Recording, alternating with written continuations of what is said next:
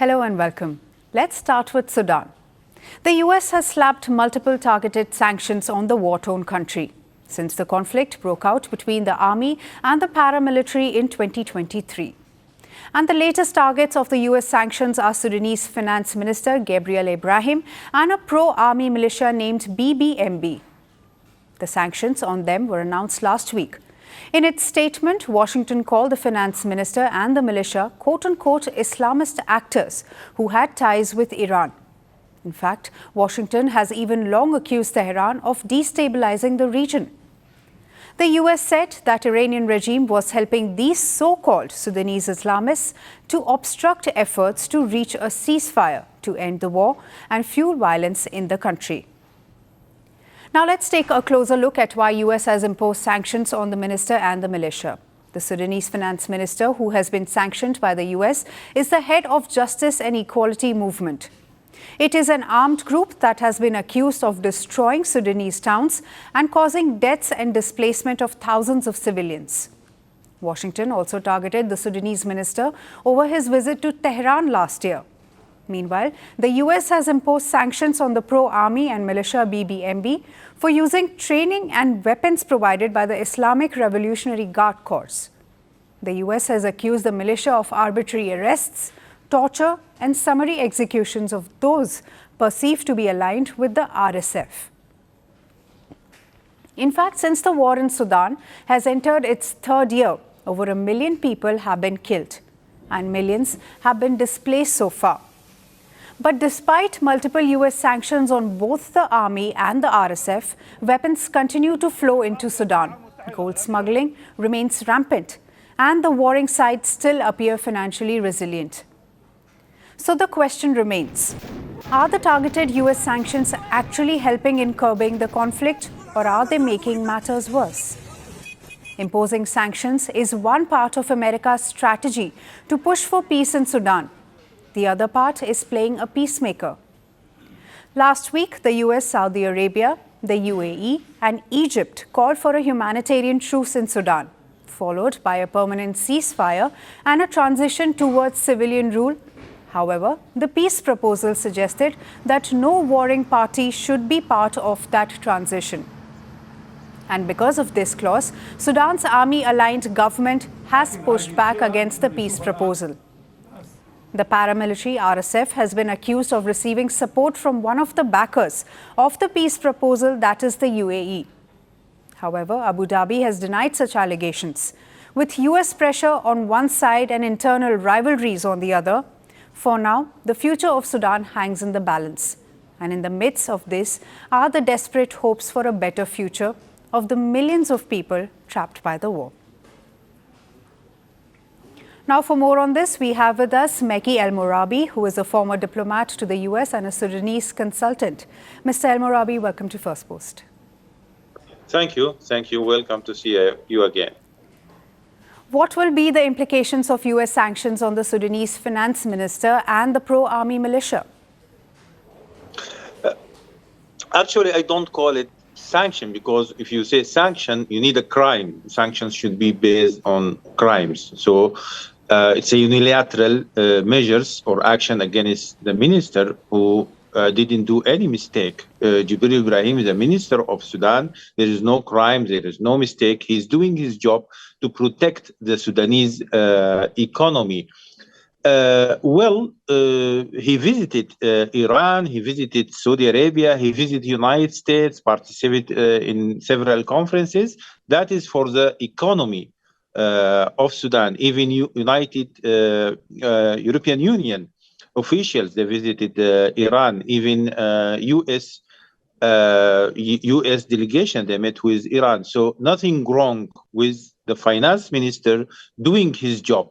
And that doesn't deserve sanctions, that deserve to be honored for this. Al-Baraa Bin Malik, or the group that's supporting army, is not just one group, several groups. They are supporting the army, they are defending, they are fighting the militia. Even the Department of State itself, in its statement, they said that they recruited 20,000 Sudanese fighters to fight the militia.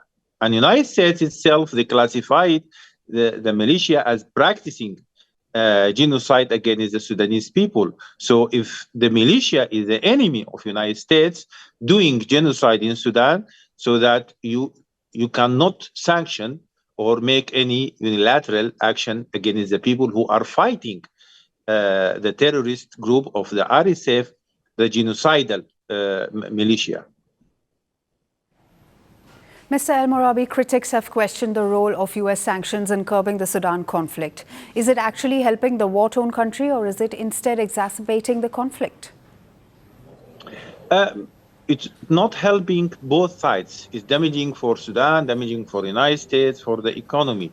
If you push something away from you, you push it closer to others. So United States pushing country away from United States and accusing China and Russia of getting advantage of that.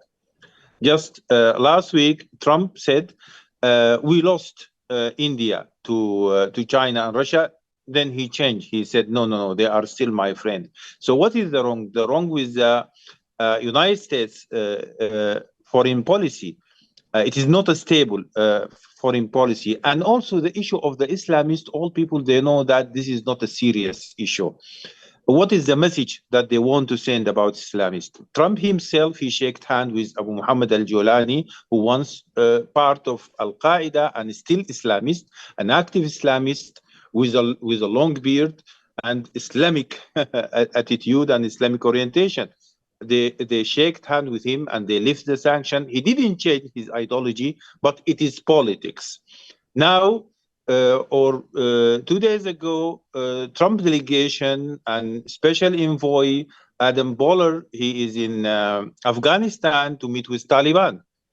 The Houthi has negotiation with the United States. So nothing wrong with being an Islamist. It's a choice of people. Even in Israeli Knesset, there is a Muslim Brotherhood member elected inside Israel who belongs to the Islamic movement in South Israel. That means the issue of the ideology for us as political analysts and experts in the foreign policy, we know that is the wrong message and it is false. False justification for sanction. But the problem is that now United States send a message to the Sudanese population, who are the majority, closer to Islamic orientation. The message is very bad, that we don't need you anymore, and we don't need the people that they are fighting against the genocidal militia.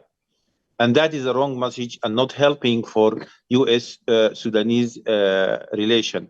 But still, Sudan will not stop direct talks with United States. United States, before they sanctioned 2 Turkish ministers, the Minister of Justice, the Minister of Interior, they sanctioned them in 2016, and then they had negotiation and they lifted the sanction in 2018. So sanctioning a minister will not stop direct talks with United States.